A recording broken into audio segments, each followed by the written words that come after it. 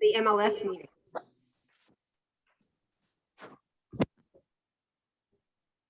I thought you were going to come to, oh, you're not, are you on? Hello? Danny? Did I hear you?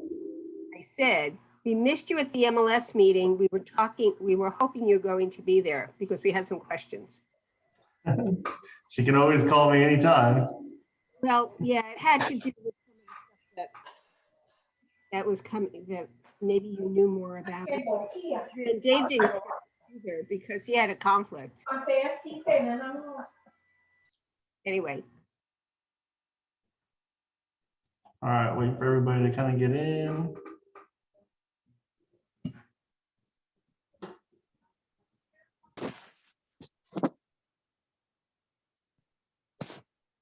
So today I'm just going to cover digital signatures in the online zip form professional. So that's the web-based for it.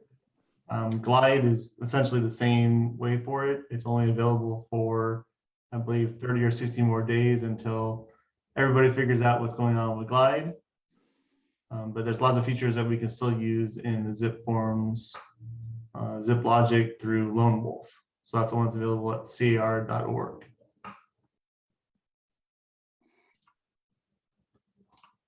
Let me share my screen here again. So first we'll go through just some of our listings so you guys can kind of see where I get this information from, so you guys all know. So on our TRG site, you guys can always go to our trgrealestate.com, click on properties at the top, and go to all of our listings. So really, we'll just do one listing here. So this one is an active, or actually it's coming soon, so even better. And it's 115 Cottonwood Circle, Rolling Hills Estate. Let's see who the listing agent is on this one. This is Christine Brooks's listing.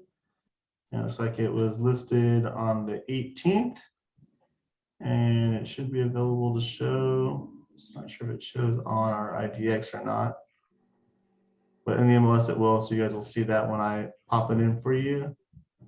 But really all we need is the MLS number, so we can pull over all the information for that listing. So once we have that property that we're working with and then we're in the offer, we're going to use MLS Connect to actually fill in all of these forms. So I'm going to switch now to zip forms. I think everybody's at least familiar with this screen. Once you log in, you'll see all of your different transactions here that you can click on. You can either have them in a tiled mode or in rows going down. But this one's going to be a new offer, obviously, on that listing. Everybody remembers what that property address was, right? So it was on Cottonwood. I'm just going to leave it as that. And then on the right-hand side here, you have MLS Connect. So if you click on MLS Connect, it pulls up our integration to whatever MLS you use. So I'm a MLS subscriber. If you're a member of Claw or any other MLSs, they would be listed here as well. You do have to make sure that you select the right listing type. So the first one here defaulted as residential. If you're running an offer on a duplex or a commercial property, you'll need to change that to the set area here for that criteria. If you search under residential for the commercial or duplex, you're not going to find that MLS listing because they're all categorized separately. So this one is residential. So I'm going to type in that MLS number. I always like to click to include the photo, and that way you guys will have that photo to recognize that property. And click find. It's going to log into the MLS for you without you doing anything. Pull over the price, the address, and all of that so you have it available. For naming any of your transactions, I always recommend naming them the actual property address, and it makes it a lot easier when you go to try and find it later on.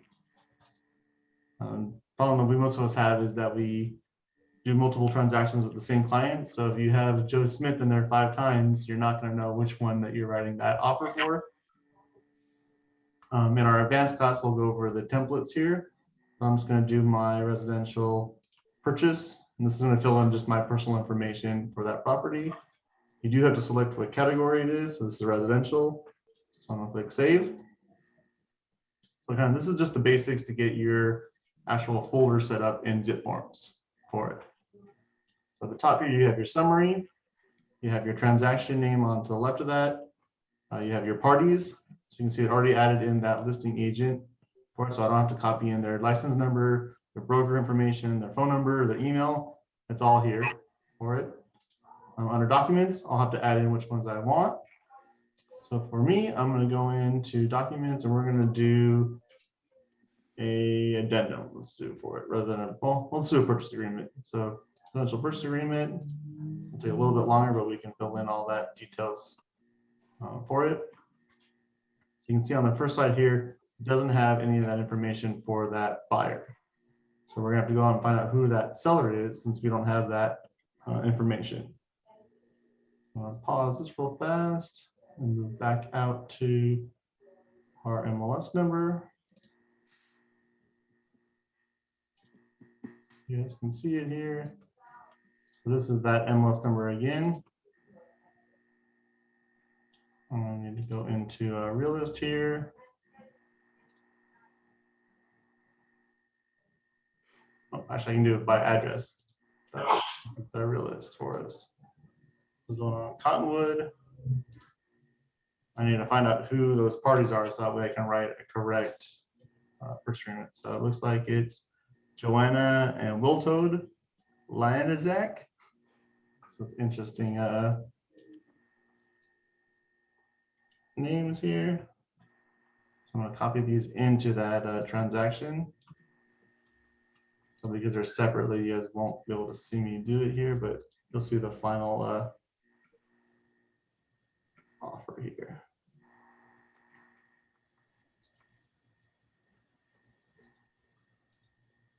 And then we want Wiltold. Interesting first name. So I'll pop back into zip forms. You guys can see. And now we have both of their names. So this is the only thing that you'll have to do manually. Your buyer's information, you'll have to list that as also. So we want the real estate group.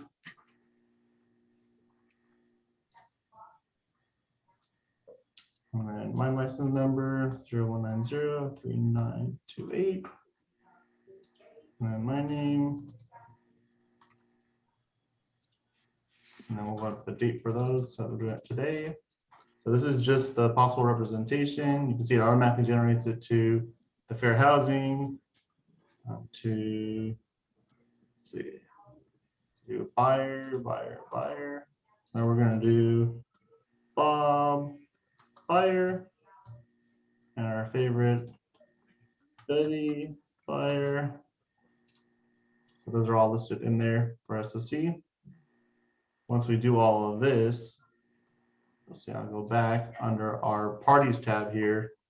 We now have, well, when it shows correctly, so it didn't save. Let's see, property buyer. Annie, we can't see anything you're doing. You should go see it. You don't see the zip No, forms? now we do. Okay, there you go. Something froze. Okay, yeah, it may have been Zoom. So I got in the seller's information, which I had to pull in from either CRMLS by clicking on the APN number or the real list, however you want to do it manually. I manually put in the Bob and Betty buyer for it. For all the other information, like the property address and all that is all included. So we're going to write, let's say $10,000 down. We're going to do a loan for, say, $750. And we're going to buy it, let's say, for $1.2 million. 30-day escrow, be prepared. And then we're going to leave all the other stuff done because we're going to cover this when we do our RPA. But this is just how to get everything set up. Since the form is generated by zip forms here, you don't have to drag and drop any signatures. We just need the forms filled out with the names. So we're going to click on e-sign up on the top left. Once it saves that transaction, you'll see you have two different signing services here. So you can use your Digital Ink, which is probably the first free version of electronic signatures that came out. You have Docusign. This is a paid, but you can get like a 30-day trial for it. It runs about $150 a year if you want to use that, or the Digital Ink 2.0, which I like because it actually sends a confirmation to you when they open up the email for it. So it all depends on what version you like. There are flaws with all three of these. The Digital Ink one, you can resend multiple times and copy down links. For the Digital Ink one, you have to actually suspend stuff and then send it again. But those are more technicalities for it. DocuSign you can use for other forms besides real estate related. So if you had any other business stuff you needed to sign, if you're working with like tenants, you need them to sign it and they're not your forms, or using trying to think, apartment association forms, something like that, or you want to have a contract signed by a family member, you can use DocuSign for that. Otherwise, it's a little bit trickier to do it with ours, but it is possible. So I like using the Digital Ink 2.0 for it.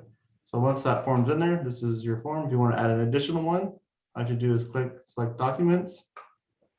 At the top here, you can see you can browse for any of them. You can link other shared storages online. So you got your OneDrive, which is Microsoft. You got Box and Dropbox, which are free services. And then if you have a Gmail account, you'll have a Google Drive that you can share. So you can link all of those, or you can just browse for document and pull it right from your computer, whether it's on your desktop, your downloads, wherever it's on that physical computer. Since we don't have any additional PDFs, we're just going to go along with that purchase agreement.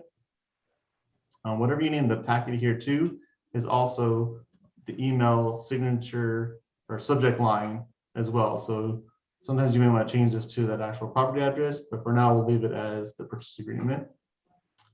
Now you're going to see the list of all of your parties here. So we have buyer 1 and buyer 2, which obviously need to sign. We're going to put in their email, which is actually mine. So we can test it here. We got Bob signed in there, and Betty. And then obviously the agent needs to sign as well. Once we have these here, there we go. So now we have everybody's email in for it. Close. So now you can see your actual parties here that are listed. For any of this, that if you want to adjust the signing order, the default when you're using the web-based, there is no signing order. So everybody will get an email at the same time. If you want the what they call a round robin effect, you can actually set up who signs first. So if you had like a wife that was handling most of the transaction, you want her to sign first, then you can move on to have the husband, and then you can sign as the agent. When you do the round robin, I always recommend that you put the agent first. That way you know that the actual email went out. You'll sign it first, and then the clients will sign next. If you don't have it, just make sure that you're ready to sign that transaction. That way when they go in and the last person signs, they'll get the full document with everybody's signature. Otherwise, their preview will only show one for it. Another thing that's nice here on the top is you can add a reviewer. So if you wanted to send this to somebody beforehand, we recommend that you just do a PDF and send it to for myself to review rather than doing it through this, but you can also use the reviewer. Another thing that's nice to do is if you're copying anybody else on the transaction, like the listing agent or escrow. I normally don't do this on the purchase agreement, but if I have like an addendum I'm getting signed, maybe the representative capacity that we'll go over here a little bit later, is you can add in anybody as a CC to this transaction. So if I wanted to add in that listing agent to it, I can put her in and hit save. Obviously, I'm not going to want to send her something right now, but I'll change this. The listing agent and hit save. And now when everything is signed, they'll also get a copy just like you do for the agent representing the buyers for it. And you also, as you can see, you're already CC'd automatically as the agent. So once we're here, we'll just click the next here in the green box. And it's fairly simple. You just keep following all of the next. And of course, it pops out in a new window. Something that's nice about Glide and not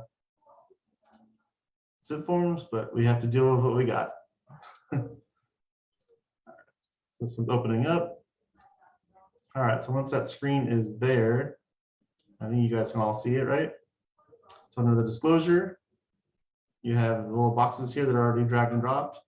Now, if any of them were missed, you can move them, you can add them here from the right, but your standard purchase agreement is going to have everything already listed where the people need to sign. So it's pretty much a click to e-sign. Nothing that's needed extra.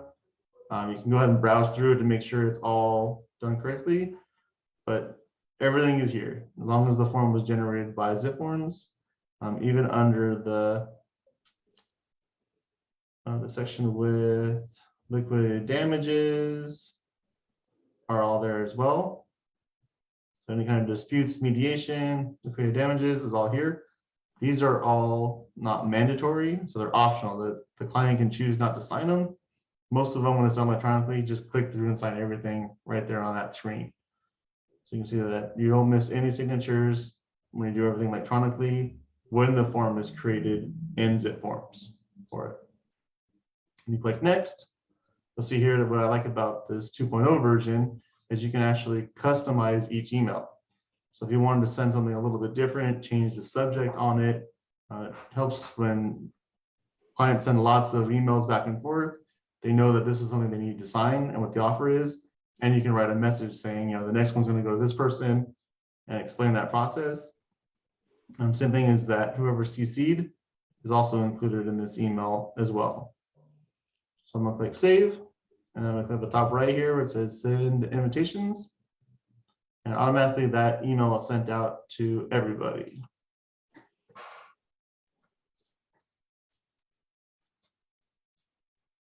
Now I'm going to move back into our zip forms so you guys can see how that transaction got started. New share again. Get back into our sections here. And if we go back to our main list, under our summary here now, so this is if you log back into zip forms after you sign everything, you can see on the left-hand side on the summary screen that you actually have a signature in progress. It's for this purchase agreement. That's what we named that packet. If you click on here to view all signature packets, it's not showing again. No. I'll go back and do it again for you. So as soon as you log in, first thing that pops up is this summary screen.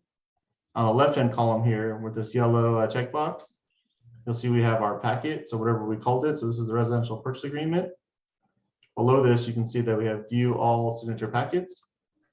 When we click on that, you'll see that we have one that's in progress. And what's nice about this is you can see how everybody logs in and gets sent. And the person that's CC'd at the bottom here, which I have listed as a listing agent, won't get it till the end. At the top here, though, everybody's actually received their email to sign in to take that signature link. If they didn't get it, for example, and I want to send it to Bob Buyer, all I have to do is click this little email resend invite, and automatically they get a second email for it. Best is to do this if they keep saying they haven't received that email. Get your client on the phone, or via text, and be like, hey, I'm going to send it right now. Have them check their inbox, and hopefully it's at the top. I think all of us get bombarded with emails, so we want to make sure they don't skip or miss this. Let's say that you actually mistyped their email, which happens. It either got transposed or they told it to you incorrectly. You'll usually get an email bounce back from the system. So Authentisign, this Digital Ink 2.0 will say, hey, this email was undeliverable, which is great. So when you log into the same screen here, you'll click on the little pin. This will do edit signer. And here you can change that email to anything. So if it was, let's say Derv, rather than Danny at TRG Real Estate, I click save. And now they'll send out a new signature and there should be no bounce back with that email. So if you misspelled it or anything got incorrectly done, it's there. If you want to remove any parties, you can obviously click the trash can here to get that done. If you click on the view details, you'll also see everything that happens in this transaction. This is why I'm a firm believer that everything should be electronically signed, because there is actually a record of how everything was proceeded while that document was sent out. When stuff is signed in person, we're all relying on just the date. This one shows exactly when the email was sent to that person, what time they logged into the system, and what time it was signed. So for me, it's very hard for somebody to forge that or say they didn't sign it. Obviously, these are all done in Pacific Standard Time, so you can see how it happened. If I saw that my document was signed at 3 a.m. by me, I would say that wasn't me because I wasn't on my computer at 3 a.m. But anytime during normal business hours, chances are it was me that was signing those documents. So that's kind of a breakdown of just an easy way to send through that transaction. Now if we go back to the summary, I'm going to do a new form so you guys can see how to do it again. So we're going to do new. We're going to new purchase offer. And this one is going to be another TRG listing. I already went through and pulled this one out.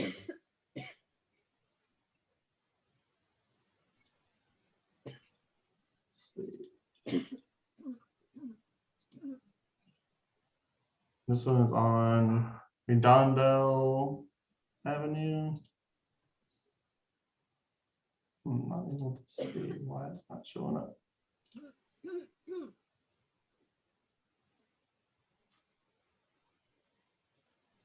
So we'll do a new share on this screen so you guys can see. So this one is active. It's listed for $1,149,000. And this one is listed by Andy Sang. So this one is in a trust. So I wanted to go through how to use that representative capacity and have other people sign for these forms. So we have our new transaction here. Just pull this in so you guys can see it. And then we just need the MLS number for it. And that's that SB number. Use the South Bay member. And I'll switch it to zip form so you guys can see now what I'm doing. So I'm going to set up the address, MLS Connect again, put in that property, include the property photo, click find, click use listing. So it's residential. We're going to use my template here to make it easier.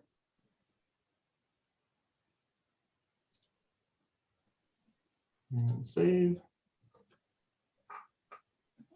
And so on this one, we're on the parties. So we have Bob, buyer, Betty. So already set. We have the listing agent, which is going to be me, or that's Andy. So this will be he's the buyer's agent. And then we need to add in the sellers for it. So to show you guys that, the easiest way is normally you'll be able to click on the real list for it. So this one is in the Bailey Family Trust for it. So I did a little bit of digging on this one to make it easier. I'll have a whole class on the real list and how to do all this yourself. But this is the actual recorded document for that. So we have Robert and Elizabeth Bailey. And so you can see that they're successors and trustees of the Bailey Family Trust, dated August 18th, 2011. So hopefully Andy would have this listed in his agent remarks, so that way the agents can write the offers correctly, or just listing it as the Bailey Family Trust, because that's the actual seller of the property. So we're going to go back into our zip forms.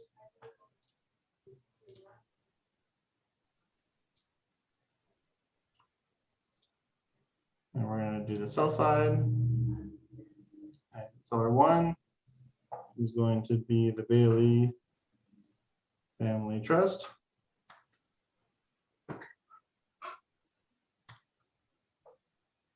And then on the bottom here, we're going to add representative capacity because the trust can't sell it itself. Someone's got to sign it. So we got Robert Bailey.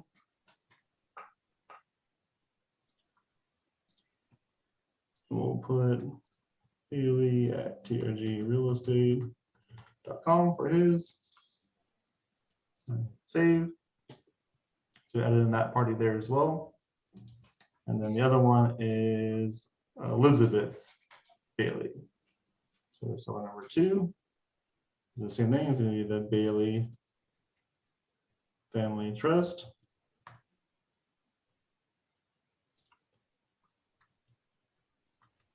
Elizabeth Bailey.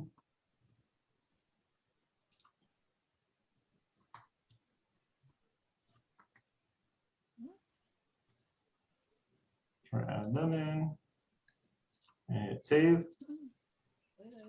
So now when we go to our documents, we don't have anything in here. So we're going to click a form and we're going to go to the representative capacity form, since that's one of the most used escrow documents.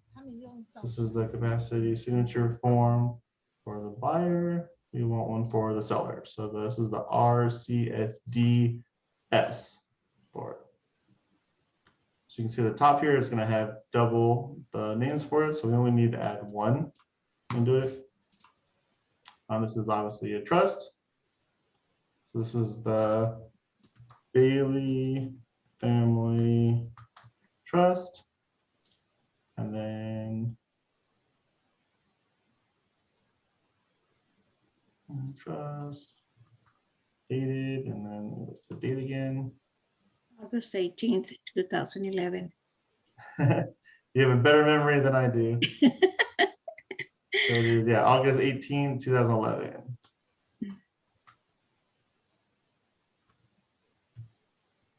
And escrow is going to need this because that's the actually legal name of who the seller is. For all of our documents, we can just put the Bailey Family Trust because this form will fix that. So the first one is Robert B. Bailey. And then he is a trustee. And then we got Elizabeth. And her middle name is D. And she is also a trustee. And then everything else you can leave until the listing is signed. So you can see that these are automatically generated. This is how you do that RCSD for it. And then if you're going to do an addendum, I'll show that one as well for it. So this one, since they're trustee, we're going to want to add their signature. So I'm going to keep this form here for one of the first ones that we're going to sign. And then let's just do an addendum to make it easy. And let's do addendum number 1. Let's use today's date for it. Bob Betty Buyer for the Bailey Family Trust. And let's put that the listing agent is related to seller.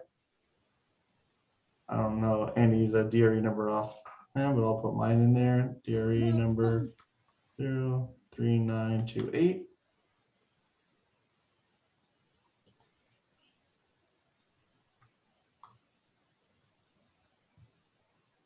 Now we're just closing that, and you can see on this side now we only have seller as Bailey Family Trust, Bob Buyer, and Betty Buyer. Problem is we have 2 parties that need to sign, so I'll show you guys how to add those signatures in. So we're going to go back. We're going to click e-sign. We're going to do new. We're going to do our representative capacity and our addendum. We're going to close. And then to make this one a little bit easier, we're going to do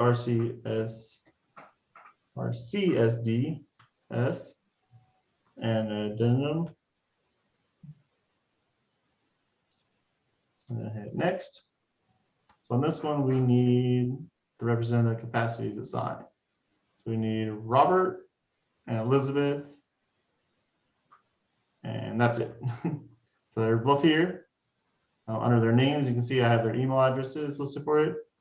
This is their names that are legally. If you click on the right-hand side here, you can actually edit their information. So since they're trustees, I like to add this in. Lost the T. So trustee for their title. That way, when they sign anything electronically, it'll print this out. Most people that are signing online now just click. They don't actually use their finger or any other options to sign. I'm gonna put trustee at the next seller. Now we're gonna hit next. And these forms will pull up. As soon as I pop the window again. There we go. So on this form, it's generated by zip forms, but it doesn't know where the signature needs to go. So right now, if you went next, and try to send in invitations, there'll be nothing for them to send. And so if we go over to each signature here, you'll see Robert's the first one. That's who's listed here at the top right. We're going to click on the drag and drop. That's where you have a couple of options. You have sign, initial in red, and then anything in green is your optional. So they can go through that document without having to do it. You can add text, you can do markup, and that's a little bit more. So let's say we forgot to check that trust spot. I go over to the markup here. I can actually mark that box if I needed to. So let me mark it, there you go. And we'll do a bigger X so you guys can see. And I'm just gonna put it right next to it. And when you do the markup through the drag and drop, you can actually put the X's there for the client to check stuff. The problem is they don't know how the system works. So I always recommend that we edit the document so it's ready for them. Most of the time, this is done when a seller is signing a purchase agreement to counter. And we'll have to type in the date of the counter offer, as well as check the box, see attached counter. So that's one thing you guys can do without having to print it out and rescan it, or do it in whatever Adobe PDF software that you have. So that one's on there as well. Same thing, if I forgot to put trustee or any other kind of names, that would be the same thing that you could do that as well. So we're going to drag down a signature for Robert Bailey trustee.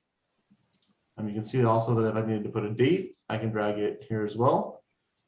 Now we have a date associated with that signature. At the top, I'm going to click the next party. So that's Elizabeth Bailey. Write that signature down. Click on the date and pull it down. Now, there's a couple other options you can do when you're on each individual signature. You click on any of the gears, which are settings. You can see you can add a bunch of stuff. So you need to flip the signature, you need to change the signer, you need to add an actual timestamp. You can see you can add exactly when it was signed by the time. So I can add that on each one of these. Oh, add date again. Since we're going to add the timestamp and pull it over. So that will show exactly when that was signed and done. So that's it for this form. We'll just scroll down. We should see our last one. So this is our addendum. This one was actually generated for us already because it knew where the parties needed to go. The resident capacity form can be signed by anybody. So it's not necessarily the parties that are listed in your transaction. It could be an attorney that's signing here. It could be administrator. And they could have completely different names than what they're listed as the actual sellers, which are the Bailey Family Trust. So that's simple on how to do those. If anybody has any questions, I can go through them again. So you're just going to click next on this and click send invitations. And all those emails go out to everybody. The best way to practice and see it actually in motion is send a contract to a family member, send one to Dur for me to sign. That way you can sign, we can sign, and you can get some practice on sending these documents out. Most agents have a hard time with digital signatures because they only do 1 or 2 transactions a year, and it's every 6 months they're logging into zip forms to do everything. So if you practice it, it'll be very easy for you to log in and change. With Digital Ink, this really hasn't changed much over the last couple of years. So once you know it, you're safe.